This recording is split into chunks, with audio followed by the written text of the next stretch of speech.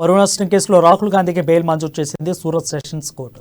రాహుల్ గాంధీకి ఏప్రిల్ 13 వరకు బెయిల్ పొడిగించింది. పరువు నష్టం కేసులో కాంగ్రెస్ లీడర్ రాహుల్ గాంధీ అప్పీల్కు వెళ్లారు. తనను దోషిగా తేల్చి 2 ఏళ్ల జైలు శిక్ష విధిస్తూ ట్రయల్స్ కోర్టు ఇచ్చిన తీర్పును హైకోర్టు సవాల్ చేశారు.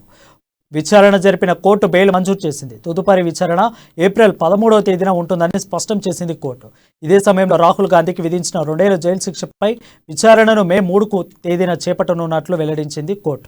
రాహుల్ గాంధీ పిటిషన్ విచారణ నేపథ్యంలో టీపీసీసీ అధ్యక్షుడు రేవంత్ రెడ్డి, ఏఐసీసీ ఇన్ఛార్జ్ మాణిక్ రావు ఠాక్రే, యువజన కాంగ్రెస్ నాయకులు అనిల్ యాదవ్ సూరత్ కోర్టుకు వెళ్లారు.